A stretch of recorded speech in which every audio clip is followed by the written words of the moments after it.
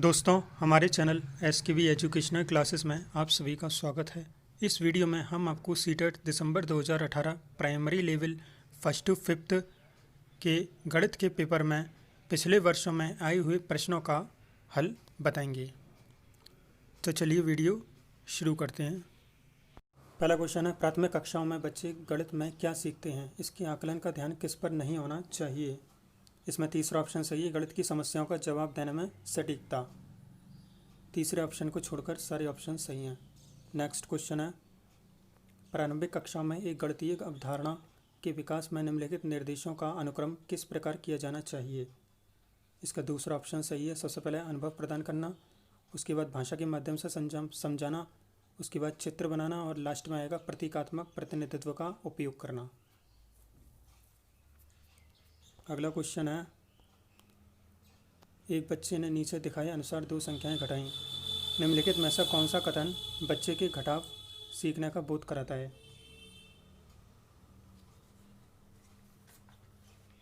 इसमें पहला ऑप्शन सही है, बच्चे को घटाव की प्रक्रिया में स्थानीय मान के बारे में गलत धारणाएं हैं। अगला क्वेश्चन है, अधिगम और आकलन के चक्र के निम्नलिखित चरणों को क्रम में व्यवस्थित कीजिए।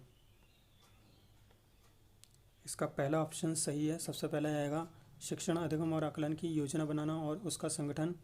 उसके बाद शिक्षण अधिगम के साथ एकीकृत आकलन। उसके बाद आएगा प्रगति रिपोर्ट का विकास और लास्ट में आएगा बच्चे के अधिगम और प्रगति की प्रतिपुष्टि की रिपोर्टिंग और उसका संचार। अगला क्वेश्चन है, रोमन अंकों का उपयोग आमतौर पर हिंदू अरबी अंकों जैसी संख्याओं के लेखन में क्यों नहीं किया जाता?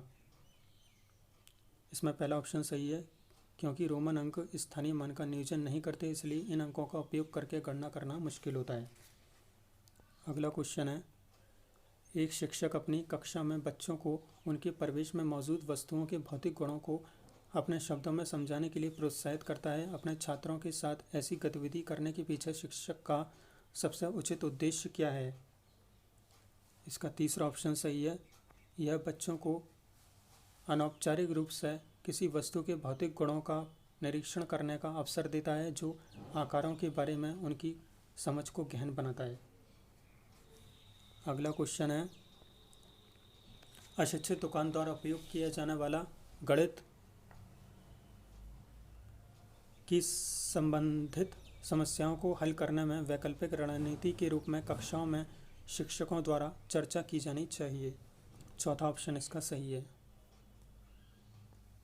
अगला क्वेश्चन है, एक शिक्षक को गणित कक्षा में बच्चों के एक विषम समूह को कैसे संभालना चाहिए? अलग अलग क्षमताओं वाले बच्चों को एक साथ समूहित रखकर, ताकि वे एक दूसरे से सीख सकें। तीसरा ऑप्शन सही है इसमें। अगला क्वेश्चन है, गणित में सीखने के प्रतिफल इसलिए विकसित किए गए हैं ताकि बच्चों द्वारा हासिल की जाने वाली कक्षावार दक्षता और कौशल को परिभाषित किया जाए। इसमें भी तीसरा ऑप्शन सही है। अगला क्वेश्चन है, निम्नलिखित में से कक्षा में हो रहा कौन सा कार्य एक गतिविधि है? बच्चों का अन्वेषण में लगना, यह कार्य एक गतिविधि है। अगला क्वेश्चन है, बच्चों के बीच गिनती के कौशल को विकसित करने के लिए निम्नलिखित में से कौन सा पूर्व संख्या अवधारणा के रूप में सीखने के लिए आवश्यक नहीं है? संख्या नाम यादृच्छिक रूप से पढ़ना, यह आवश्यक नहीं है। अगला है, एक बच्चे से यह पूछने पर कि क्षेत्रफल क्या है, उसने लंबाई मल्टीप्लाई चौड़ाई उत्तर दिया। क्षेत्रफल की अवधारणा के बारे में बच्चे की समझ के बारे में आप क्या कह सकते हैं? बच्चे ने किसी भी बंद आकार के क्षेत्रफल के सामान्य विचार को आयत के क्षेत्रफल के रूप में उपयोग किया है। इसका दूसरा ऑप्शन सही है। अगला क्वेश्चन है, गणित सीखने के संबंध में निम्नलिखित में से कौन सा कथन सत्य है? हर कोई गणित सीख सकता है। अगला है, पाइथागोरस प्रमेय को सिखाने के लिए एक शिक्षक ने एक शीट वितरित की है जिस पर समकोण वाले 4 त्रिभुजों को खींचा गया था और बच्चे को त्रिभुज की भुजाओं के बीच संबंध खोजने के लिए कहा जाता है। उपयुक्त परिस्थिति में शिक्षक ने क्या प्रयोग किया है? आगमन विधि का प्रयोग किया है। पहला ऑप्शन सही है इसमें। अगला है, निम्नलिखित में से कौन सा कथन संकल्पना मानचित्र के बारे में सत्य नहीं है? इसमें दूसरा ऑप्शन सही नहीं है। संकल्पना मानचित्र केवल शिक्षकों द्वारा बनाया जाना चाहिए, यह सही नहीं है। इसमें ऐड करना है, फ्रैक्शन को ऐड करना है। सबसे पहले हम एलसीएम लेंगे, उसके बाद भाग देंगे। इस तरह से जो भागफल आएगा उसको पहले लिखेंगे, शेषफल को ऊपर और भाजक को नीचे। इस तरह से तीसरा ऑप्शन इसका सही है। अगला क्वेश्चन है, दिए गए आकारों के लिए निम्नलिखित में से कौन सा कथन ठीक नहीं है? इनमें से एक समांतर चतुर्भुज नहीं है, यह सही नहीं है। अगला क्वेश्चन है, निम्नलिखित में से कौन सा 11,1111 संख्या का प्रतिनिधित्व करता है?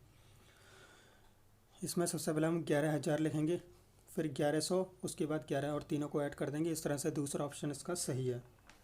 अगला क्वेश्चन है, बिंदु ए और बी नीचे दिखाई गई नंबर रेखा पर संख्याओं का प्रतिनिधित्व करते हैं। फिर हमें बिंदु ए और बी के बीच की दूरी बतानी है।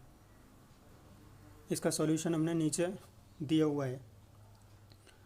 आप देख सकते हैं कि सभी बिंदुओं में 2-2 हज़ार के अंतराल पर दिए हुए हैं। बिंदु जो हैं वो 2-2 हज़ार के अंतराल पर दिए हुए हैं। आप सॉल्यूशन नीचे देख सकते हैं। इसका चौथा ऑप्शन सही है, 22,000 इकाइयाँ। क्वेश्चन 20 है, 3 सही 1/4 किलोग्राम चीनी से 1/16 kg चीनी के कितने पैकेट बनाए जा सकते हैं? इसमें हम डिवाइड कर देंगे इस तरह से। इसका पहला ऑप्शन सही है, 52। क्वेश्चन 19 का हल देख सकते हैं आप।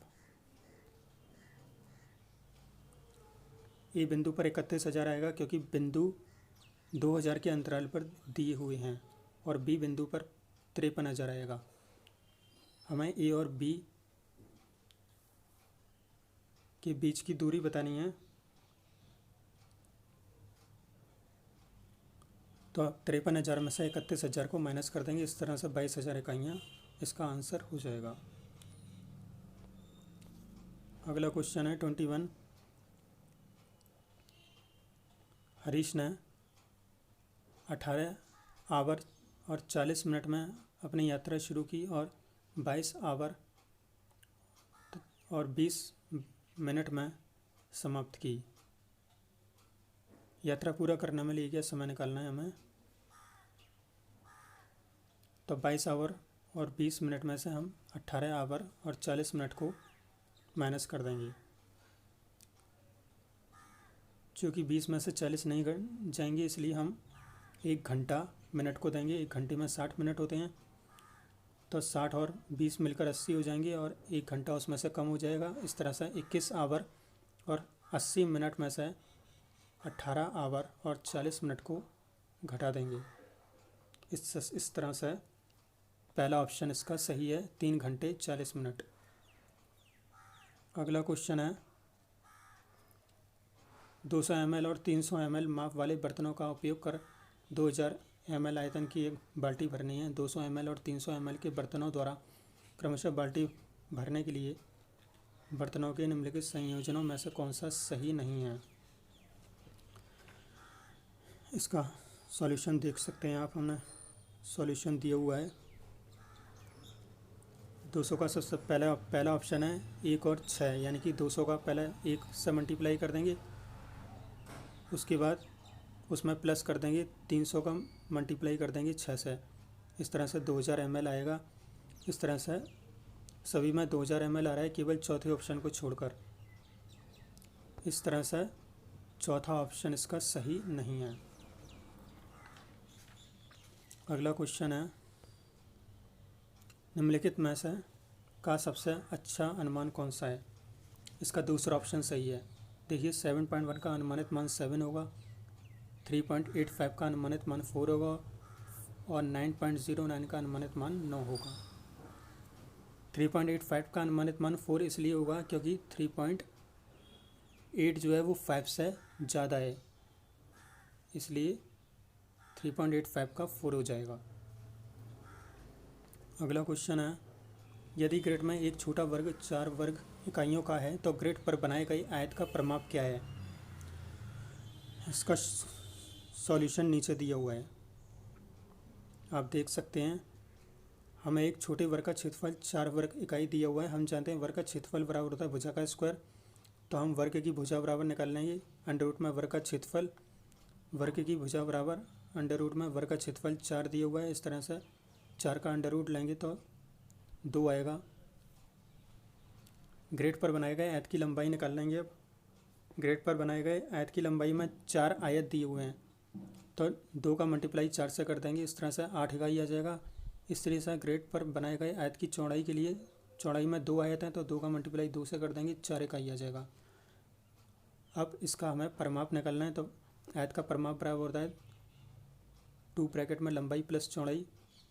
2 ब्रैकेट में लंबाई हमें दे रखी है 8 जो हमने निकाली है, और चौड़ाई है 4। इस तरह से 24 इकाई इसका आंसर हो जाएगा। अगला क्वेश्चन है, एक बच्चे ने 5 विषयों में से प्रत्येक में 75 अंक प्राप्त किए। बच्चों द्वारा प्राप्त अंकों की मध्यका क्या है? इसका पहला ऑप्शन सही है, 75 मध्यका होगी। सॉल्यूशन नीचे दिया हुआ है। क्वेश्चन 26 है, दिए गए ठोस को निम्न में से किसको मोड़कर बनाया जा सकता है? इसका दूसरा ऑप्शन सही है। अगला क्वेश्चन है 57, यदि निम्नांकित पाई चार्ट में लाल भाग 40 है तो सफ़ेद भाग क्या है? इसका दूसरा ऑप्शन सही है, 10। सॉल्यूशन आप नीचे देख सकते हैं। 27 का पाई चार्ट में लाल भाग 40 है। पाई चार्ट में लाल भाग आधा दिया हुआ है, तो यानी पाई चार्ट में आधा भाग 40 है तो पूरा भाग 80 होगा। हमें सफ़ेद भाग निकालना है तो 80 का मल्टीप्लाई कर देंगे 1/8 से। इस तरह से 10 आंसर हो जाएगा। क्वेश्चन 25 का आंसर सॉल्यूशन हमको आप देख सकते हैं, हमने दिया हुआ है। बच्चे ने सभी 5 विषयों में समान 75 अंक प्राप्त किए हैं, इसलिए मध्यका भी 75 होगी, क्योंकि सभी 5 विषयों के प्राप्तांक क्रमशः इतने होंगे। कुल पद 5 हैं, अतः मध्यका का सूत्र होता है n+1/2वां पद। n बराबर 5 है तो 5+1/2वां पद। इस तरह से 3वां पद यानी कि 75 इसका आंसर हो जाएगा। अगला क्वेश्चन है 28, निम्नांकित ठोस आकार का निरीक्षण कीजिए। निम्न में से कौन सा दिए गए ठोस की ऊपरी सतह का दृश्य है? इसमें पहला ऑप्शन सही है। अगला क्वेश्चन है 29, निम्नलिखित में से किसकी लागत अधिक है? पहले और दूसरे में हमें बताना है किसकी लागत अधिक है। इसका सॉल्यूशन नीचे दिया हुआ है। क्वेश्चन 30 है,